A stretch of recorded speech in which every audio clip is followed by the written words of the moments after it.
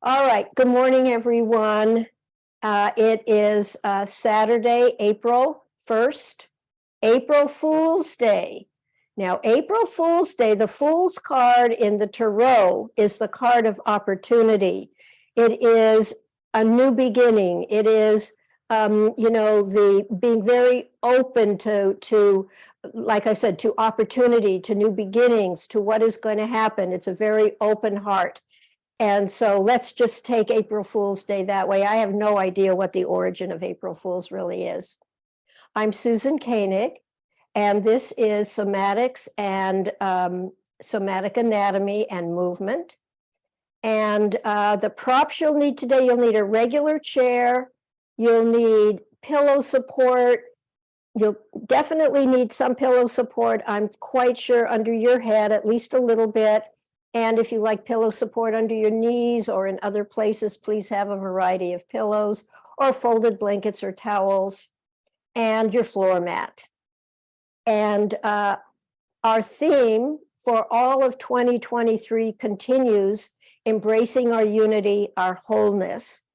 And today's focus will be on a few specific areas. And notice how focusing on a few specific areas helps restore us to a new coordinated whole. Anytime you do a movement, whether it's for the shoulders or for the feet or for whatever it is, take the time to notice how there is a body-wide effect in your whole body because of the fascial net. So you're never doing a movement that's just for the shoulder. You may be focusing with your attention on your shoulder, but if you take a few moments at the end of that movement, you may notice improvement in your posture and other kinds of things. So all movement is actually body-wide, but you have to use your focus and attention and remember to feel if you feel that in certain places, especially places where you hold tension. The areas we're going to focus on today, we're going to go back to the suboccipital muscles. The suboccipital muscles, and we're going to do some anatomy and palpation of it, are very important. They're very important for that forward head position to help with other muscles, but they're very important for the forward head position because suboccipital muscles, when they contract, pull your head back and other muscles and contribute to pushing your chin forward. And it squishes the suboccipital muscles, which has a lot to do with how you hold your head on top of your spine, and also your teleceptors, particularly your eyes, on the horizon. And we'll talk more about that. And then we're going to work with the pelvic floor. We've mentioned the pelvic floor, and maybe we've done a few things around pelvic floor, but we're going to, again, palpate and do some movement for the pelvic floor. Pelvic floor is very important for so many reasons. The respiratory diaphragm and the pelvic floor diaphragm, they work together.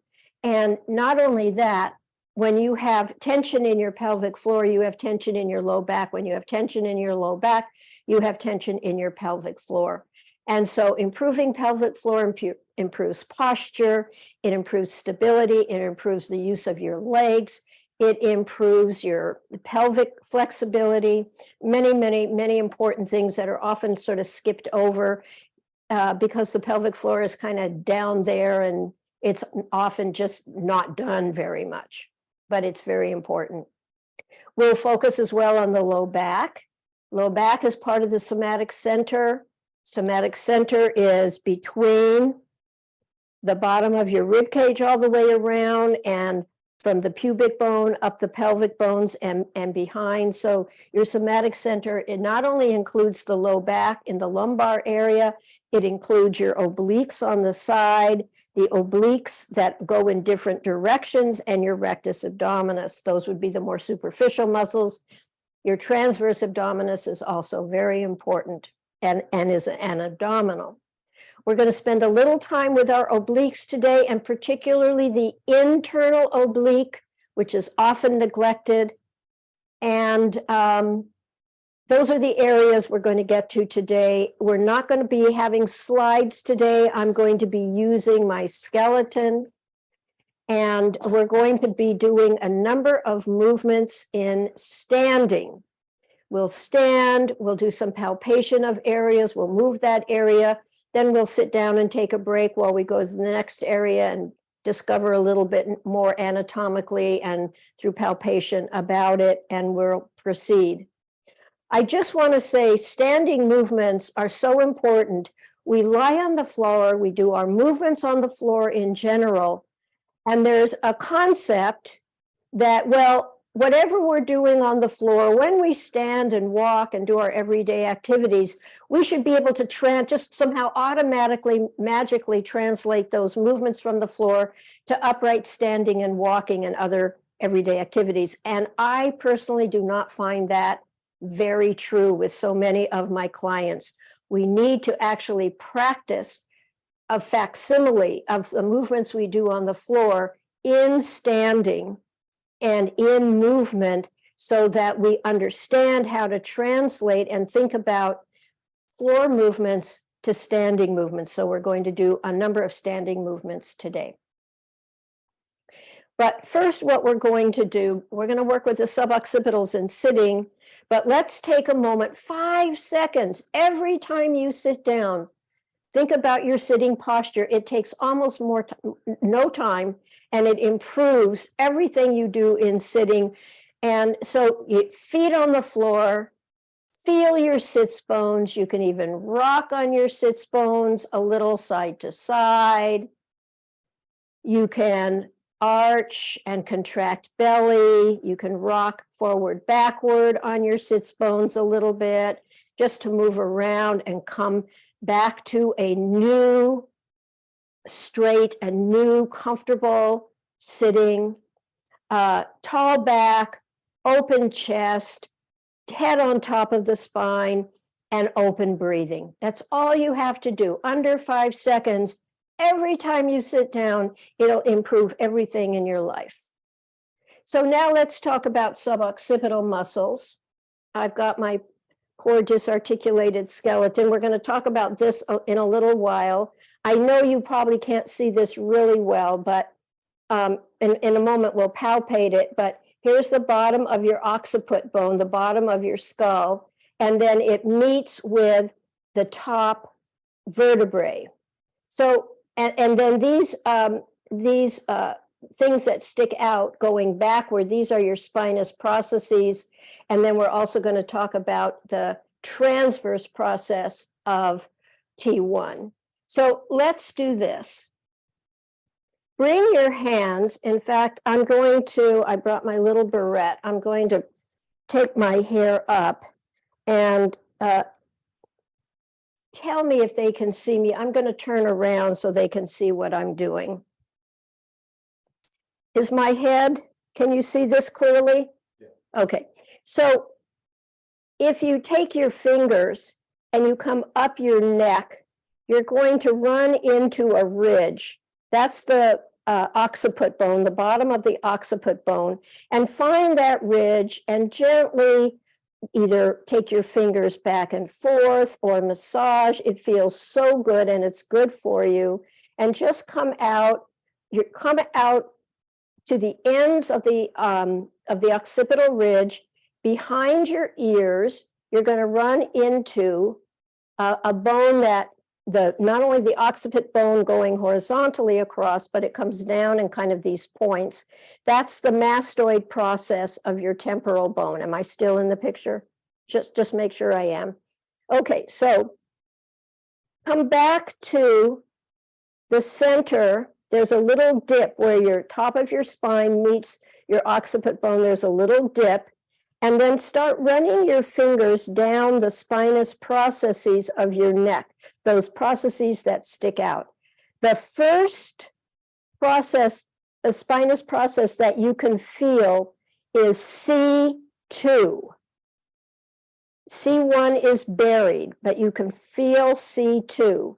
And then you've got these spinous processes, you come down, and then you've got a great big knob, and that's either the cervical 7, C7, or thoracic 1. And so come back up. I'm going to turn around again and just describe what I'm doing. you want to come back, put one of your fingers on C2, and then come back to your occipital ridge with your fingers and follow outward so that you feel that mastoid process, that triangular bone, and you're up a little from the bone at the end of the occipital ridge. Now, whether you can feel that or not, that is a very long horizontal transverse process of C1. C1 is the atlas, C2 is the axis. And so what you're going to do is you're going to keep one finger, it doesn't matter which side, on the transverse process of C1, which is right at the mastoid process, and take a finger, I'm taking my index finger of your other hand, and put it on the first bump you can feel, the first top spinous process. And the suboccipital muscles go from C2, where your finger is, it goes up to C1, which you cannot feel. It's in that indentation and covered by muscle and soft tissue. And the muscles come out to the end of the transverse processes. And in that little space between the first two vertebrae and the transverse process of C1, you've got 6 or 8 muscles. They're all, I forget how many, if it's 3 pairs or 4 pairs of suboccipital muscles. And they are extremely important to head position.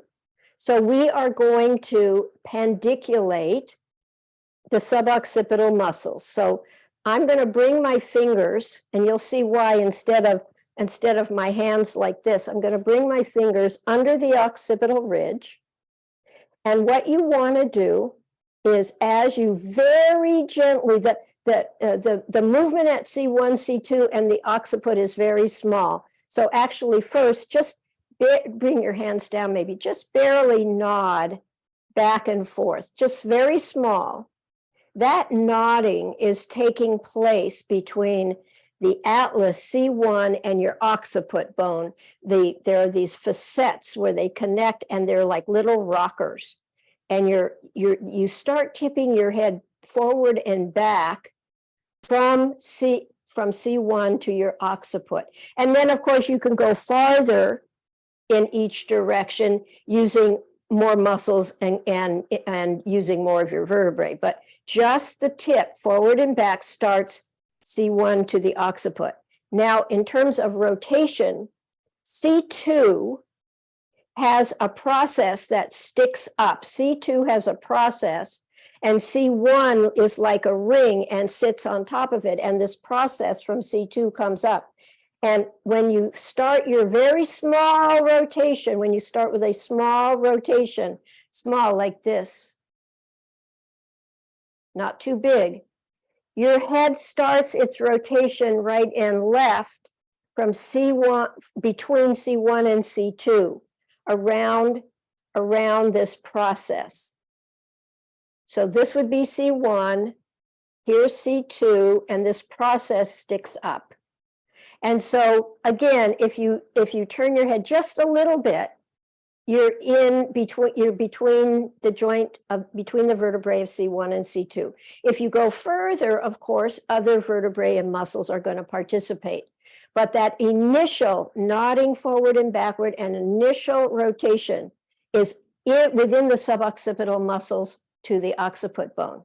Okay, now let's pandiculate the suboccipital muscles. The suboccipital muscles, when they contract, when they're tight, they just tip your head back and bring your chin forward. This is the forward head position. And feel with your hands how tight those muscles probably bulge right into your fingers. And bring your fingers back under the occipital ridge. And part one of a pandiculation is to contract. And now part 2, we're going to reset the resting length of the muscle. Just follow your head up straight and take your fingers and bring them up the back of your scalp in your hair. It just feels really good to do that. That's adding a little massage. Don't tell anybody to the end of the pandiculation. Let's repeat. Your fingers are in place to give yourself a little bit of load, a little bit of resistance. Tip your head back into your fingers, jut your chin a little forward. That really contracts those muscles. Now, slow, controlled release, done with awareness. Your fingers are following your head straight up, and then let your fingers come through your hair and your scalp up. It just feels really good. The direction is your head up, not your eyes up. That's contracting your neck. A straight head this is the top, this is the top. You're going up towards the ceiling. And that is a great, that pandiculation of the suboccipital muscles is just wonderful. We go slowly in a pandiculation. Now, if you have a habit like I do of a forward head, I catch myself in forward head all the time. So by pandiculating, let's pandiculate again. By pandiculating, what you're doing is you're interrupting or interfering with your habitual pattern to bring your chin forward by just inhibiting that. So first we're going to go back into the forward head. That's our habit. And then we're going to slowly follow out of that to our head up towards the ceiling. That's the second part. And we're going to just run our hands through our scalp. And we're resetting our head on top of our spine. Find the horizon with your eyes and all your teleceptors, your nose, your mouth, your ears, all of that should be on the horizon. But because of forward head, we get used to our eyes looking up, or our head droops a lot, our eyes look down, but we don't know where horizon is. So pandiculate the suboccipitals, reset your head on top of your spine, reset your eyes. You'll have better vision. It's particularly important with glasses because there's often fields in glasses, and it forces you to go into forward head or droopy head because of the fields. You have to adjust your eyes to the field. So you want to reset and pandiculate suboccipital muscles. It's very key. Okay. Now, what we're going to do is we're going to come to standing. I'm going to readjust my screen and make sure they can hear me. You might want a chair nearby for some things we're going to do. And let's see if I can just slightly adjust it. My feet aren't quite as important as this, but I just have my feet on the floor. And standing posture, again, every time you stand, feel your feet, feel your tallness, your uprightness, open up your chest, put your head on top of your spine, put your eyes on the horizon, let your shoulders broaden, let your arms be long and come out of your torso, let your legs be long, coming out of your torso, feet on the ground. Just take a moment to understand standing posture, just a few things, and breathe. And now we're going to go into the low back. So you're going to bring your hands, I'm going to come closer for a minute. Now, not everybody will be able to do this because they might have shoulder issues. Do the best you can. You can either, can you see me where my hands are, my low back completely? Okay, if you can reach your fingers, great. Sometimes you have to use a kind of a fist. Do to the best of your ability, or just imagine if your hands can't do it, you're going to just gently touch, palpate, massage your lower back muscles, your lumbar muscles, to get a feel for where they are from the top of the pelvis to the bottom of your rib cage. Feel them. Okay, now, if you can keep your hands there, that's great. If you can't, just put your hands down and comfortable, and you'll just have to feel the muscles contract and change their phase. So I have my hands in my lumbar spine, and I'm going to arch my spine, bring your weight towards the balls of your feet, and you're arching, weight to the balls of your feet, and feel your lumbar muscles contract, your erector spinae, multifidi, your lumbar, and you should feel them. They'll bulge out into your fingers. Okay, now slowly transition to contracting your belly, bend your knees a little bit, and you're going into what we call flatten, and feel that the muscle tonus changes. The lumbar spinal muscles are getting softer, they're getting longer, and we're going to go yet through another change. And now bend a little bit more and bend from your hips. You can round your back.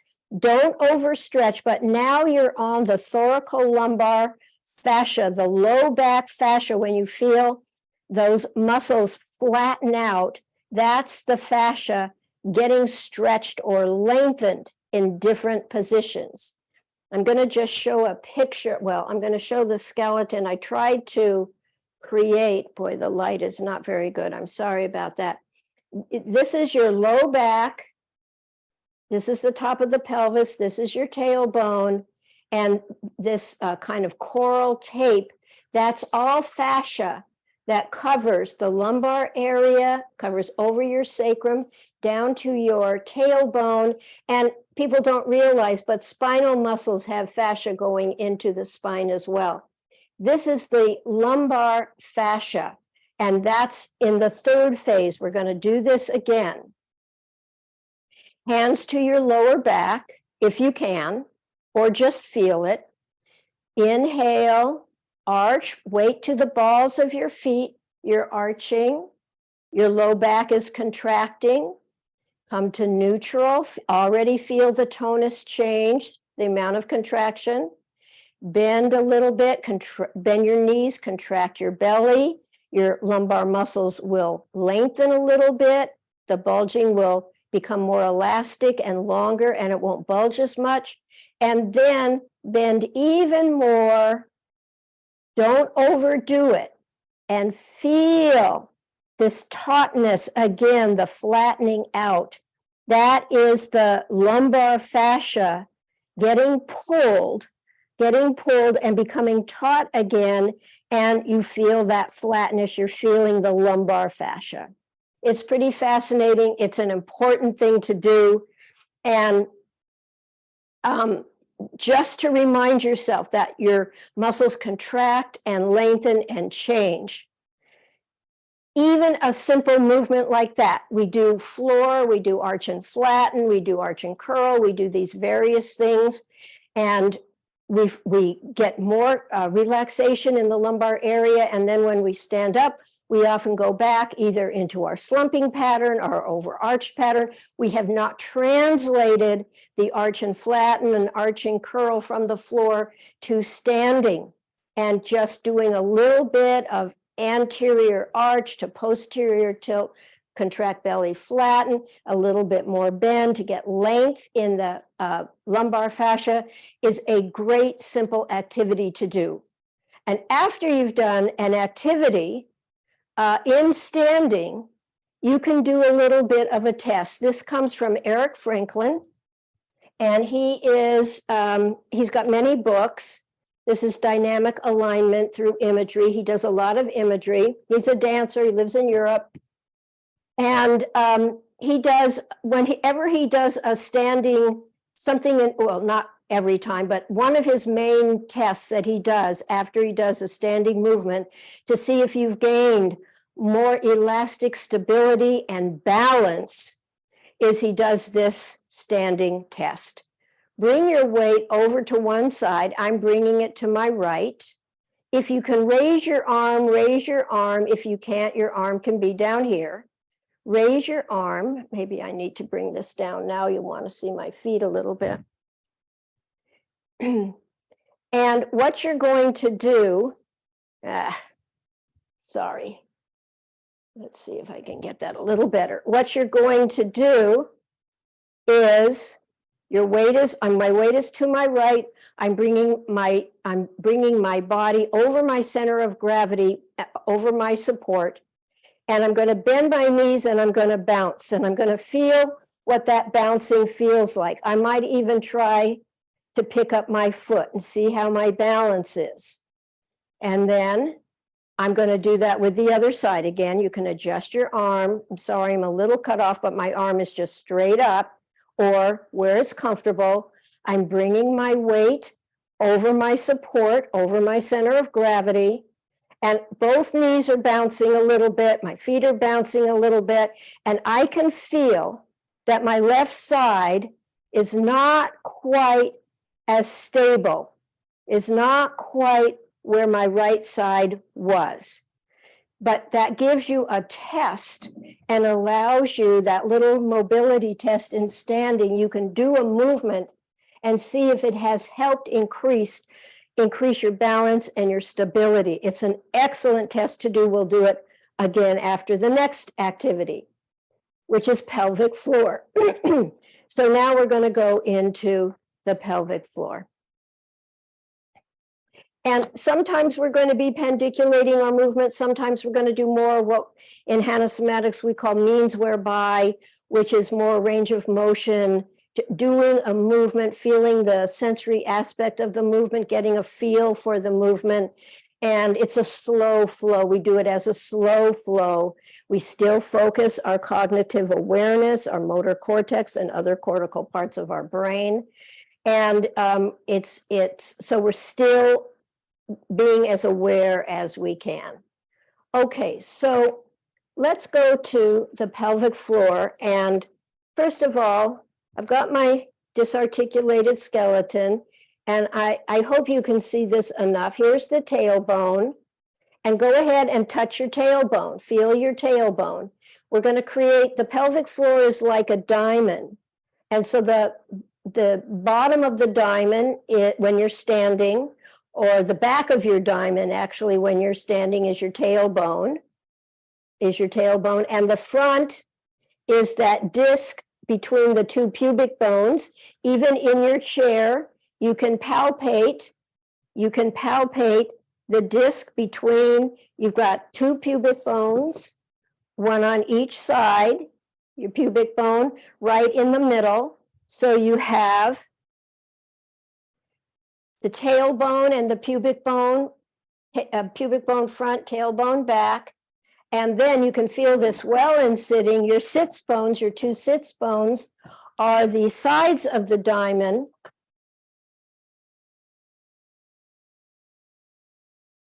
The two sits bones are the sides of the diamond. So here's your diamond, tailbone, sits bone, pubic bone, sits bone, tailbone. And this is your pelvic floor. Your pelvic floor is a sling of muscles. The most famous, or what's mostly associated with pelvic floor, which is many layers of muscles, is your levator ani muscle. And it's like a hammock. It's like a swing of muscles. And it's extremely important because many people have issues with being incontinent. They leak pee. Pelvic floor activities and movements help you to become more control over your continence issues, more sphincter control, and also with age, our organs tend to sag down into our pelvic floor and push down into our pelvic floor, often in childbirth, or especially if you've had more than one child. Some women have had many children. There's a sagging issue. And so they'd go to the doctor, and the doctor would say, well, you have to Kegel. Well, they so over-Kegeled that their pelvic floor is completely contracted and tight. Your pelvic floor should neither be too loose nor too tight. It should be nice and elastic and be able to adjust to any of the movements that you are doing. So let's go ahead and stand up again. This is a simple, again, just like arch, flatten, and even lengthen more. This is a very simple pelvic floor activity that you can do. Let's see if I can. Again, you don't really have to see my feet so much for this. My feet are just flat on the floor. So the first thing you're going to do is you're going to find your sits bones. Isaiah, can they see me? You're going to find your sits bones, and you can bend a little bit, find your sits bones, put your fingers on your sits bones. Once your fingers are on your sits bones, you're going to gently bend your knees, a very small squat. and you're going to come back up. Now, when you go into a little bit of a knee bend, you feel your sits bones widen. Your pelvic floor is widening. And then come back up, and now you're coming into your new neutral. You're coming into your resting length of your pelvic floor. Be aware that you might be holding and squeezing your adductors in here. You don't want to squeeze your adductors. You don't want to squeeze your gluteal muscles, your bum muscles. You don't want to have a lot of tension in your low back. Get back onto your sits bones. Bend your knees. Your sits bones are widening. Come back up to a soft, straight. You are narrowing, you're widening and narrowing, but you're not narrowing, squeezing. You're just coming back to resting length. And do that a few times and feel when you take a little squat, a little bend in your knees, your sits bones are widening, and now you're coming into your new neutral, a little bit of narrowing.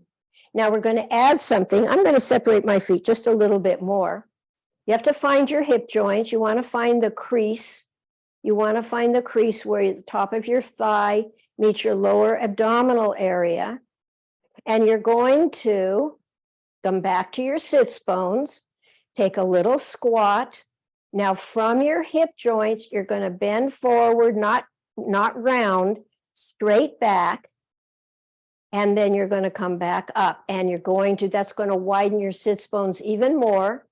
Take a little bit of a bend, a little squat, bend forward from your hips. Feel your sits bones come even further apart, and your tailbone goes backward. Your pelvic floor is widening and broadening.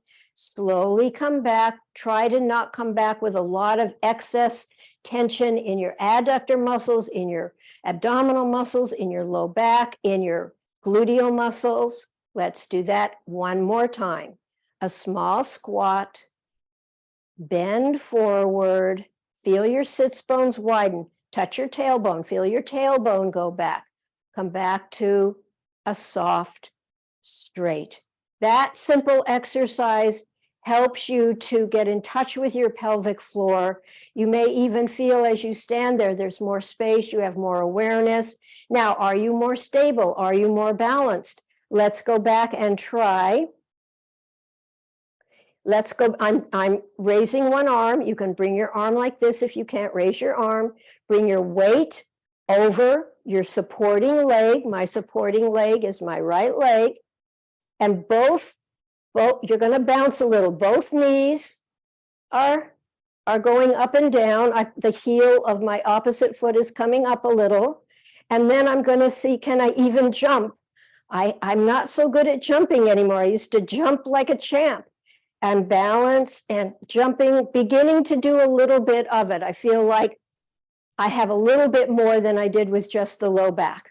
Okay, let's do this mobility exercise to the other side. I'm bringing my weight over my center of gravity. I'm going to start with bouncing. I can already tell I'm a little better on my left. I can't quite balance as well and jump as well as I could on my right, but I'm getting a little bit of improvement. And it doesn't matter if I get improvement right now or not. I've got a technique to do these movements in standing, and I've got a mobility test to see if it's making a difference. Okay, let's go on to the obliques. And the obliques are very, very important. Let me find where I am in my notes. Here I am.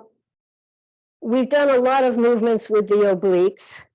The obliques, by their tendon, all of the internal and external obliques, they are abdominal muscles. They by their tendon, they go to the midline. There's a sheath of fascia in the front, the abdominal fascia. And both obliques go to the midline by this big abdominal aponeurosis, a flat tendon, and it goes all the way around to this lumbar fascia, Both obliques tie into this lumbar fascia. So literally by the tendon, they go to the midline in the back, all the way around the body to midline in the front. Now, let's stand up and just review and just palpate your obliques between the bottom on your side, between the bottom of the rib cage and the top of the pelvis. These are the more vertical fibers of both your external and internal obliques. And you can put your hands on your hips and you can see which is higher, which is lower in terms of your pelvis. You can check for the springiness in the oblique muscles or the tightness in them. And when you side bend, you're contracting one side, both internal and external obliques. The other side is lengthening. When you side bend to the other side, now my left obliques are tightening on the side. My right obliques are opening up. In the rotational, that's the lateral function or side bending function. The external obliques, put your hand, the lighting, I'm sorry about the lighting. I doing the best I can with it. From the side, your external obliques, they rotate you to the opposite side. So I'm putting my hand on my right lower ribs. I'm turning to my left and letting my hand follow from the obliques, from the ribs, lower ribs to the opposite hip. That's the external oblique. It turns me to the opposite side. Putting my left hand on my left lower ribs turns me to the right. The left lower ribs to my right hip. The external obliques turn you to the opposite side. What do the internal obliques do? Now, the internal obliques, take your hands, instead of having your hands like this, see if you can bring the back of your fingers just loosely on your lower ribs. The internal obliques, I'll go to the side here, turn me to the same side. So this is my right. It turns me more to the right towards my spine, towards my midline. And then I can come back. The internal oblique, see if you can get in touch with that sensation. Just do the move more as a means whereby perhaps a slow flow, and see if you can feel those internal obliques help to rotate you backward. Of course, they combine with other muscles that also help you turn, like erector spinae muscles in the spine and maybe quadratus lumborum. But the internal obliques, now I'm going to my left, they turn me to the same side. They are turning me, here's left lower ribs, towards my spine, going to my left. I'm doing this and feeling, stop for a moment, feel the tautness that happens. Maybe shake out your hands if your hands are getting tired. Let's just do it a little bit more. I'm going to go back to my right. I'm turning to my right, and I can feel these have gotten taut. These are my internal obliques getting tight and turning me to the same side. Back over here, my internal obliques turning me toward my spine, turning me toward my spine. I can stop, I can feel the contraction. It's easier to feel, I find, your internal obliques in standing or sitting than it is lying down like on your back. It's a little harder. The internal obliques are very, very important. I'm going to just say one more thing about internal obliques, and then I promise we'll get on the floor.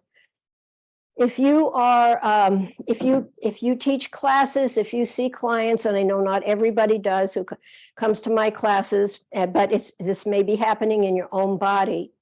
Many people are displaced in their trunk.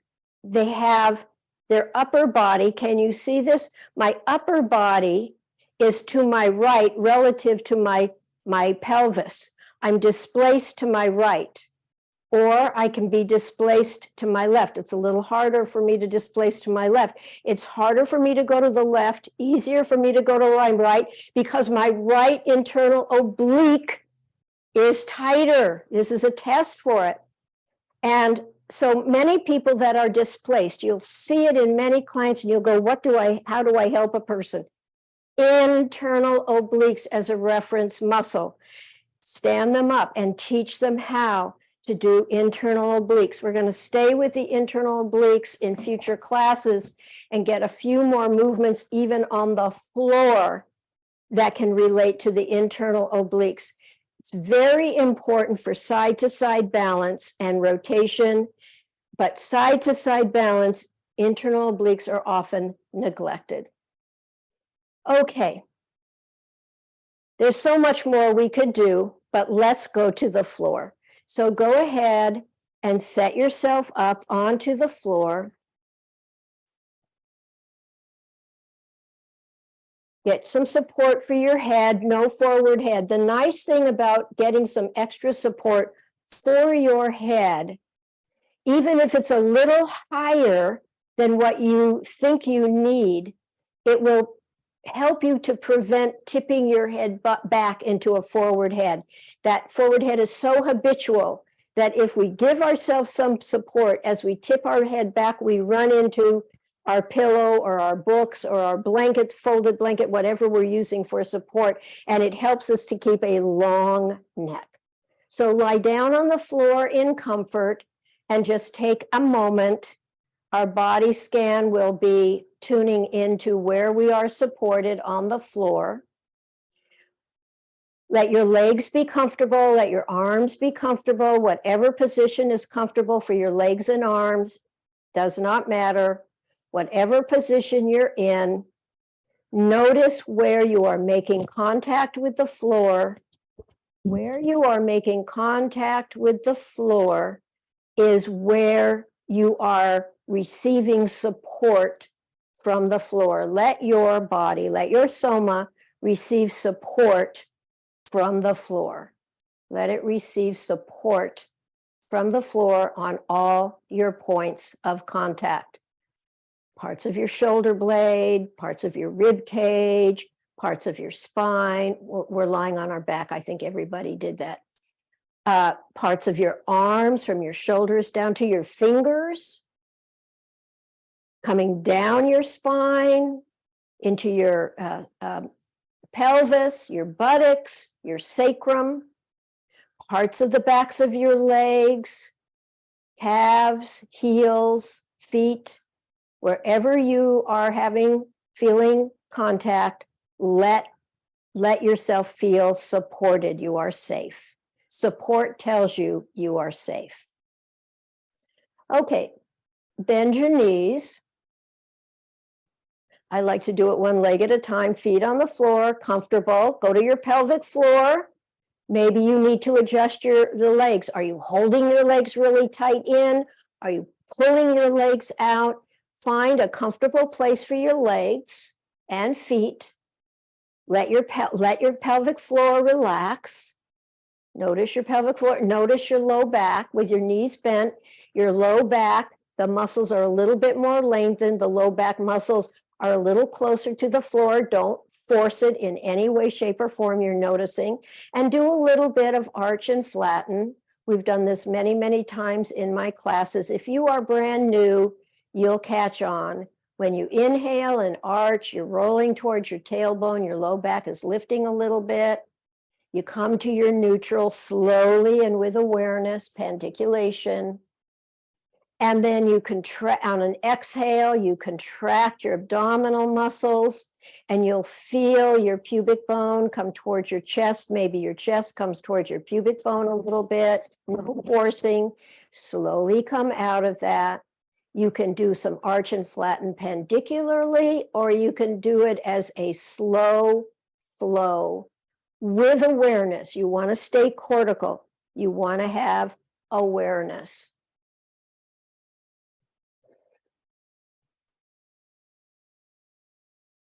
Trying to find where the light is best. Ooh, really dark. Is it too dark, Isaiah? Okay. Now, often we'll do something, we'll combine movements with our arch and flatten, like when we arch, we'll roll our arms out, and when we flatten, we roll our arms in. We're going to do something different today. If you can, palms down, and I'm going to give you a substitute position for your arms if it's not comfortable. Bring the backs of your hands, palms to the floor, behind your back where it's comfortable. If that is not comfortable, just bring your palms flat on the floor with your elbows bent. Your elbows are sticking out. If you can bring your hands under you with no pain, then go ahead and do that. And as you inhale and arch, let your elbows come back into the floor. And as you exhale, contract your belly. Let your elbows, this is a teeny move for most of us. Let your elbows come a little forward. Very hard to raise your elbows for most of us, no forcing, but you're doing, it's another version of rounding shoulders and internal rotation. And then slowly release back down to the floor. Adjust your arms for comfort. Do not hurt your shoulders. Inhale and arch, elbows back into the floor, but do bend your elbows, palms on the floor next to your body if you can't bring your palms behind you. And then come to rest, and then contract belly. And you're flattening. You can even tuck your chin if your head wants to rise a little. Make sure you tuck your chin. Elbows a little bit forward without hurting them. This is a form of internal rotation. Your shoulder blades are going away from your spine. And go back and forth a few times on your own. Inhale, arch, elbows back. Slowly release. Exhale, flatten, contract belly, elbows very comfortably, carefully, a little forward, only to the extent they can, even if it's in your imagination. And then go ahead and do one more, and then rest your arms at your sides. This is a wonderful position to practice. It's not an easy position, but when you bring your arms out and let them rest at your side, see if you don't feel broader in your chest. One of the things about working with the pelvic floor, the pelvis, the low back, is that your upper body needs to be balanced over your lower body. And so many of us carry red light in our upper body. And this is a dramatic move to help release red light in your chest and through your shoulders, but you must do it in comfort. You do back away from pain. We always back away from pain.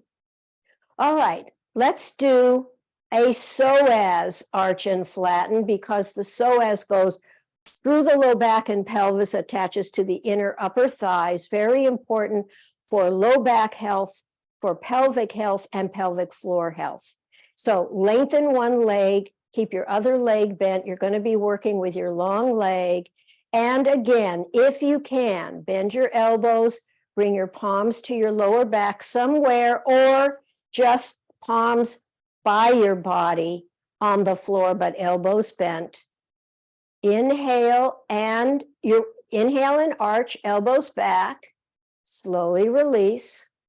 On an exhale, contract your belly. Elbows a little forward. You might want to tuck your chin and barely lift your long straight leg. And slowly let your leg and all parts of you release slowly. Now, in a traditional psoas position, our straight leg is a little bit external rotation. So this time, make sure your straight leg is in a little bit of external rotation. Inhale, arch, elbows back. Exhale, release. Find a new exhale. Contract belly, elbows forward, tuck chin, slightly lift your long leg. Slightly, 1 or 2 inches off the floor at most. And slowly release and relax. Let's change our long leg position. Either toes up, or even roll your leg in just for a change. We'll do one more because of time. Inhale, arch, elbows back. Let your head and neck be comfortable.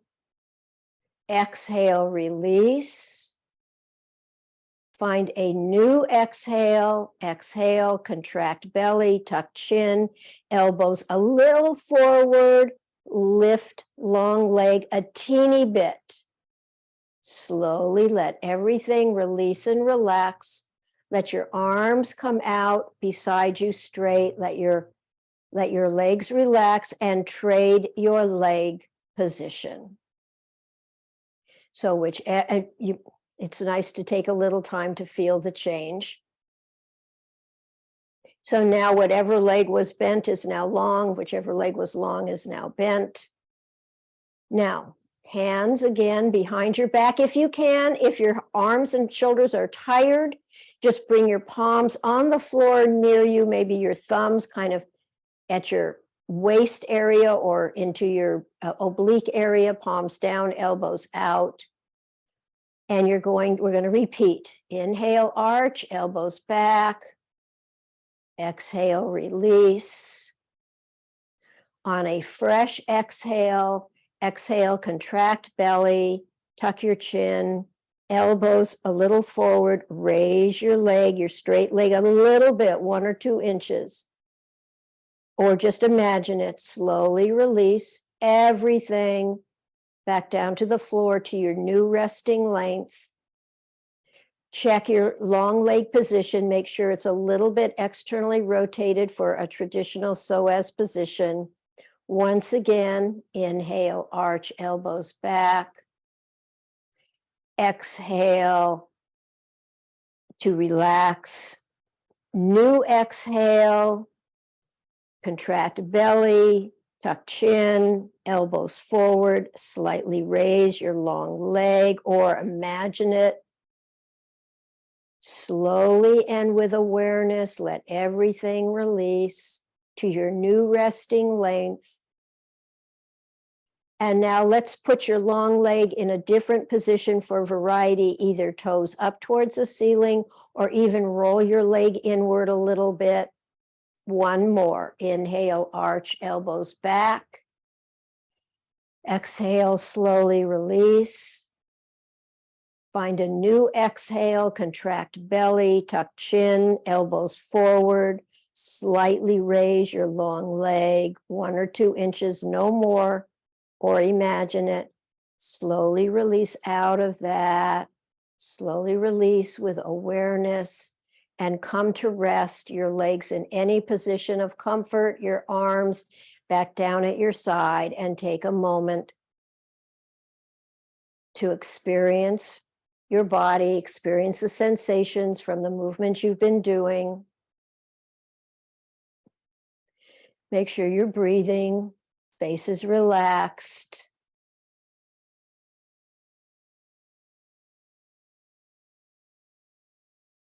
Notice your points of contact.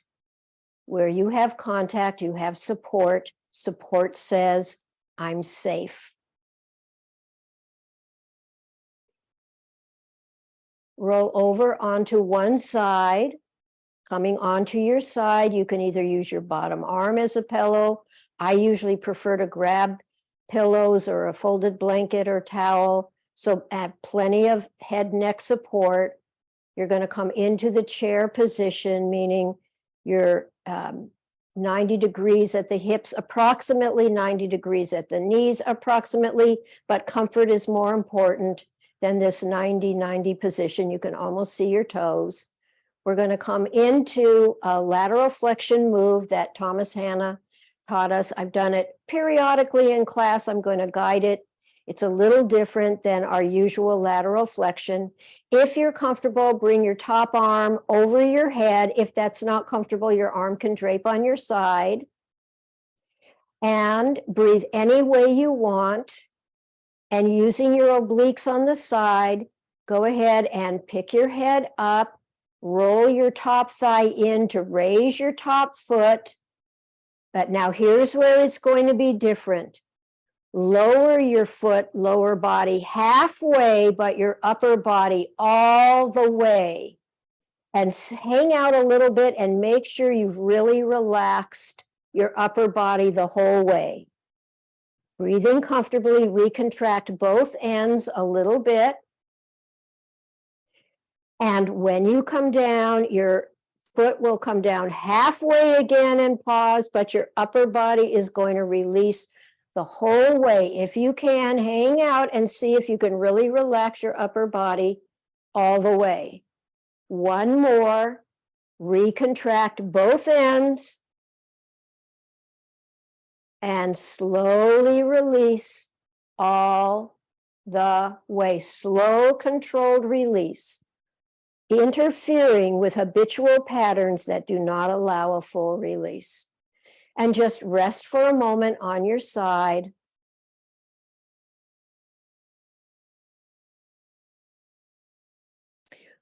Let's do one more regular lateral flexion, arm over your head, if you can, or arm to your side, using your obliques to shorten your side. You're going to bring your armpit down, roll your top thigh in to raise your leg to hike your hip, a full regular lateral flexion to comfort. And then very slowly release out of this position and move into length, where you're lengthening your top arm to whatever extent you can. You can even bring your arm straight up towards the ceiling if you can't bring it over your head. Straighten your top leg, hang out in that position, breathing as you need to, opening up those ribs, opening up the top ribs. Gentle, gentle lengthening. This is very fascial. Slowly release, lying on your side in comfort. Spend just a moment on your side. Notice where you are making contact.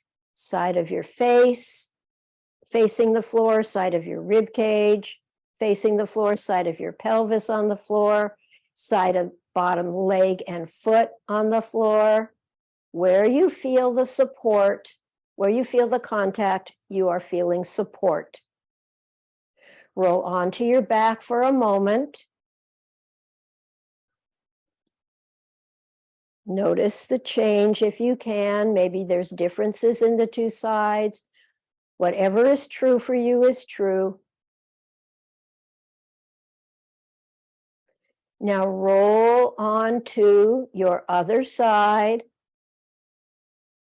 Adjust yourself for comfort, no rushing.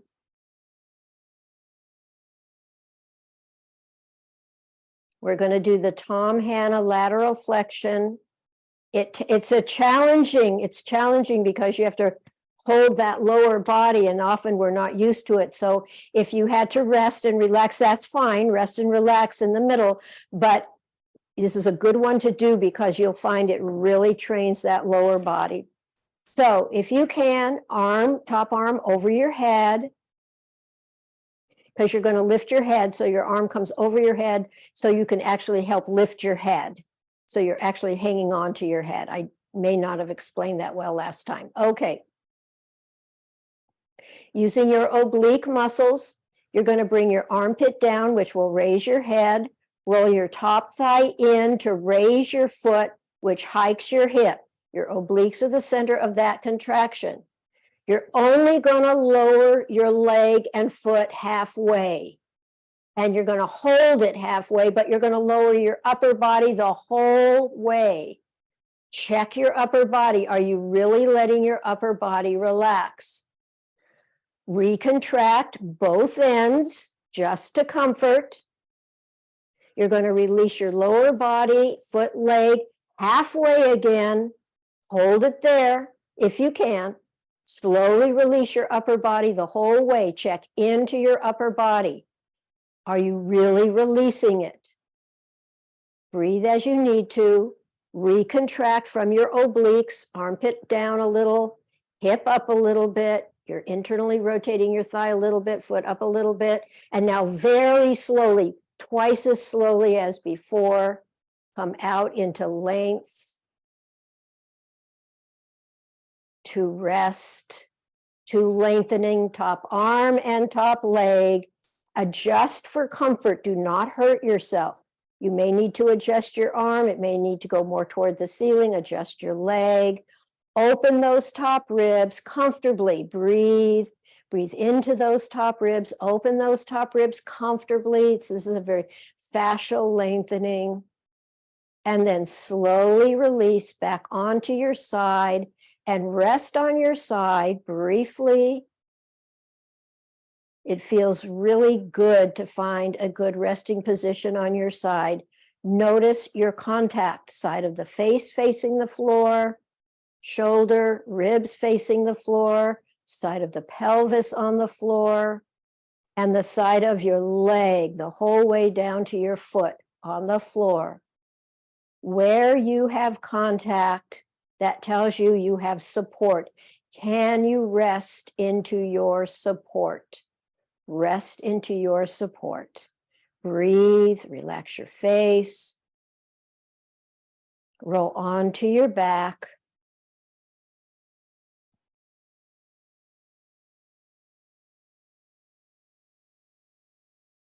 Rest in any position that's comfortable.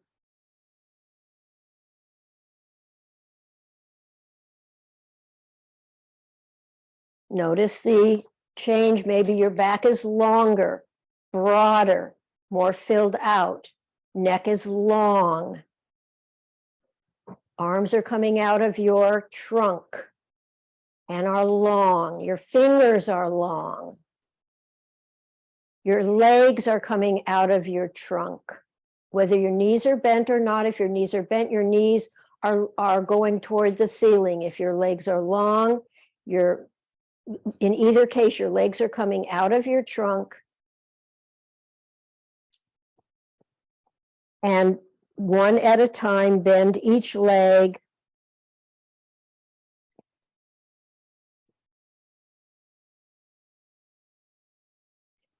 And we're going to do the pelvic floor twist. We're going to start with our lower body, our legs.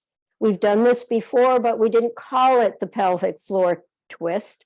But I'm calling it that today.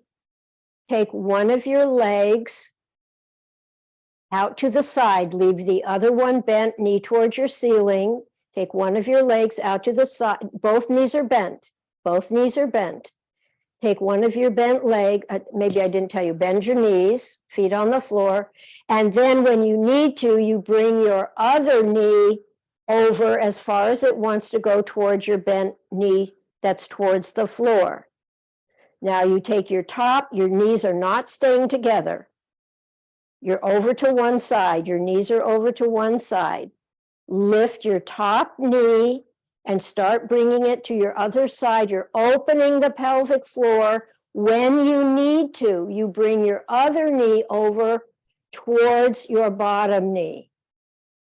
And you're going to go back and forth, one leg at a time. You're bending one knee towards the other side. You're opening your pelvic floor. When you need to, you're bringing your top knee back over towards your bottom. They may not match.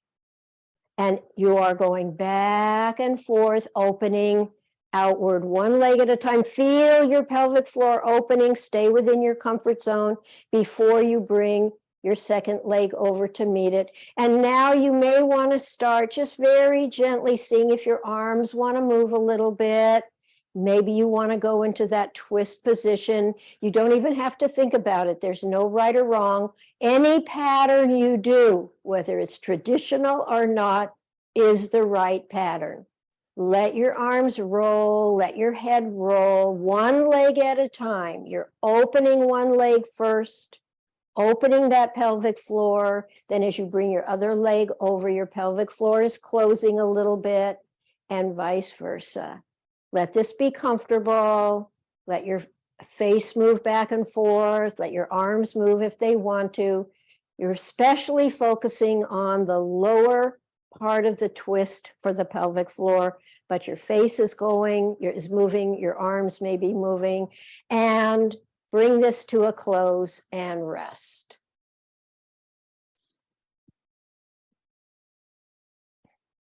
Rest in any position of comfort. Okay. Let's do some more arch and curl. Well, we haven't even done arch and curl yet, but we're going to do the variation with the elbow. So please listen to the directions. Bend your legs one at a time, standing your feet on the floor, comfortable distance apart. Your feet and legs are a comfortable distance apart. Make sure your pelvic floor feels comfortable and your low back feels comfortable. Bring one hand behind your head.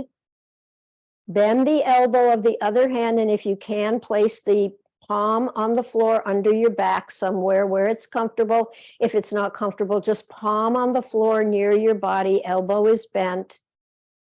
And you're going to arch and curl. Your feet are going to stay on the floor. Inhale and arch, both elbows go back, your head goes back, gentle arch. Exhale, release. On a new exhale, contract your belly. The hand behind your head will help lift your head. Both elbows are coming toward the center. The elbow that's been on the floor with your hand behind your back probably won't come up very far. Don't force it. And slowly come down. So it's an arch and curl, but you're doing it in this position, and you're going to continue. Go as slowly as you want to go. Some of you might do 2, some of you might do 3, does it, or 4. Inhale, arch, elbows back. When you're ready to curl, contract your belly. The hand behind your head will help lift your head. Both elbows are coming toward the center, but the elbow behind your head is going to be able to come more easily toward the center. The palm on the floor, elbow will just come up a little bit. You'll slowly come out of that and go ahead. Do one more.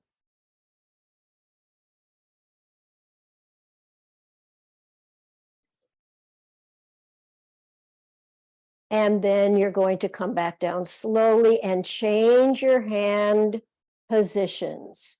One hand behind your head, the other hand palm down behind your back if you can, or just palm near your body, elbow bent, and you're going to repeat. Inhale and arch, elbows back, head back. So you're doing a consistent extension. Exhale, contract belly to curl. The hand behind your head will help lift your head. Both elbows come forward. The elbow of the hand behind your head will come more forward. The elbow of the hand on the floor may just hardly come up. It may be in your imagination. Stay in your comfort zone. This is quite a shoulder girdle move. And then you'll come down slowly and you'll repeat. Stay within your comfort zone. Do less. Do less.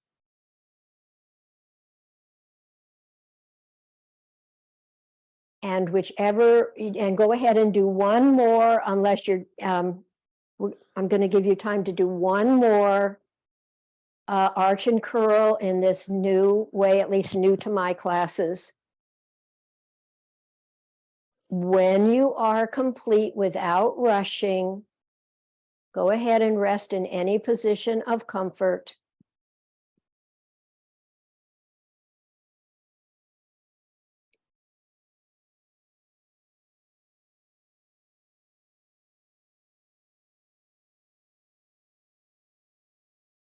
And once again, bend both knees.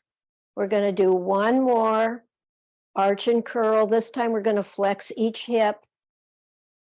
So one hand behind your head, the other elbow bent, palm behind your back. Unless you're getting too tired of that, then just bend your elbow, hand near your body.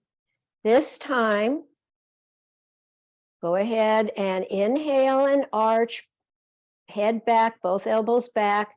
As you find your exhale where you can curl, one hand is helping your head. As your elbows come forward, your head comes forward, flex one knee more, bringing it towards your heart. And then you'll slowly release everything, foot back down to the floor, elbows relaxed. On your next curl, you'll flex the other leg. So you'll inhale and arch, elbows back, head back, full back extension.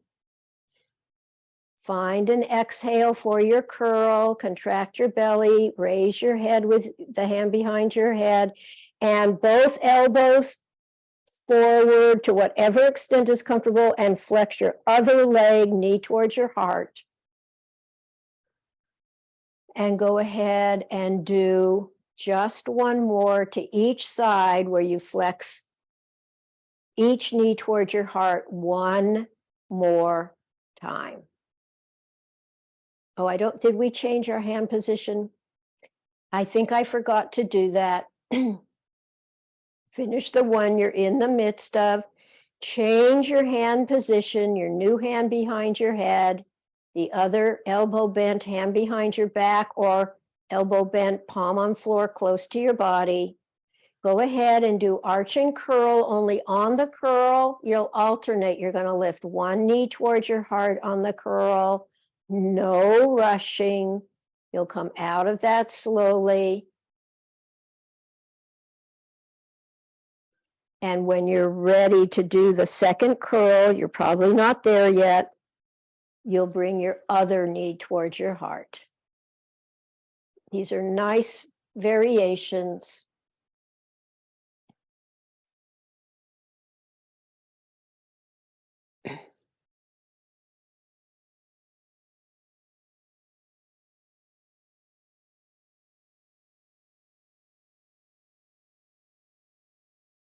When you have completed one extra flexion to each side, go ahead and lie in a position of comfort.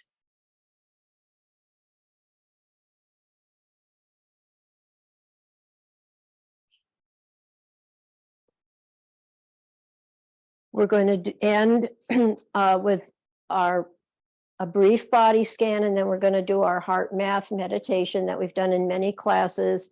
So lie in a position of comfort, whatever that is for you. Notice support.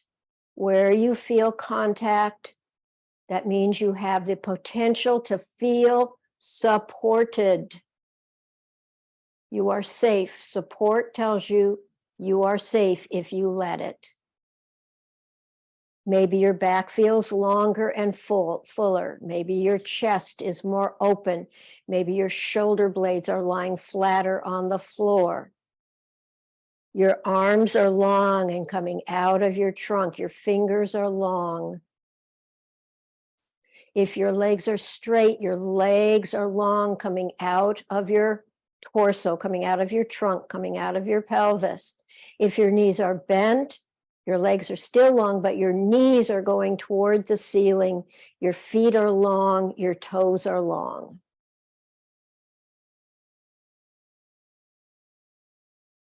And now we'll go into our heart math meditation. Bring your hands over your heart, one hand on the other, or just one hand on your heart. You can even do a little tapping on your heart if you want, either just placing or a little tapping. When you bring your hands to your heart, remember this is the heart chakra. We're synchronizing. This heart math meditation is to synchronize your heart and your brain rhythms. Slow your breathing down. Take a few breaths, belly chest breathing. Notice your inhales and your exhales if you can. You make your exhales a little longer, than your inhales. I suggest nostril breathing unless you're all clogged up with a cold or something. Then, of course, you have to breathe out as you have to breathe.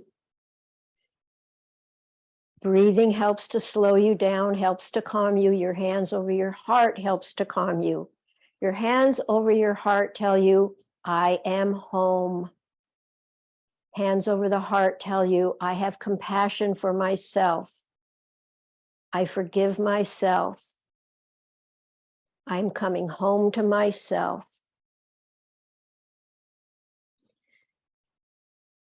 And think of something you are very grateful for. This is gratitude. Gratitude is a wonderful way, as you slow your breathing and come over your heart, Gratitude is a wonderful expression, emotion to feel. It really helps heart-brain synchronization. What are you grateful for in your life? Think of something or someone you're very grateful in your life for. See if you can bring a sincere feeling of gratefulness into your heart, into your soma. Once again, remind yourself, hands over your heart, you're coming home to yourself. Self-compassion, self-forgiveness, self-love, and gratitude for something or someone in your life.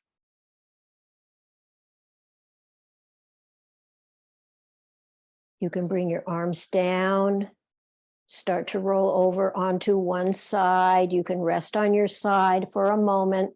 Side position is very nice. I think I've gone over a minute. We'll go over another minute or 2 minutes, if you can. Slowly make your way to standing.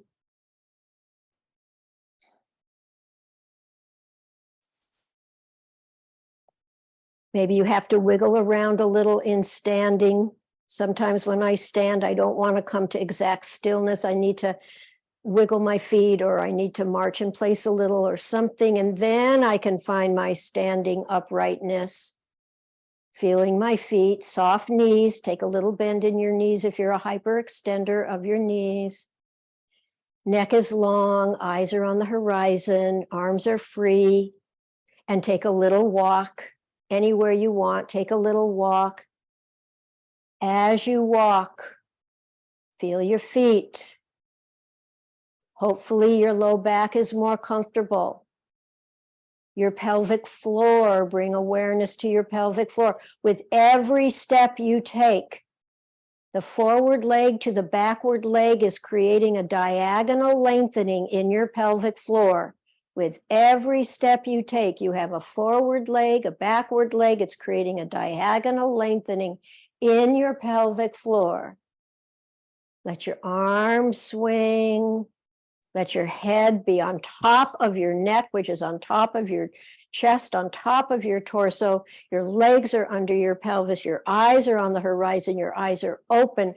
Brighten your eyes. Look for color. It's okay to look around. You don't have to be in any kind of stiffness. You're in an elastic stableness. You're in an elastic ease. Everything is working. The whole system is finding its way to you're restoring a new coordinated whole. And that is going to end our class for today. If you'd like to talk, get clarification, please feel free to stay. I'm going to turn off the recording now. I'm going to stay.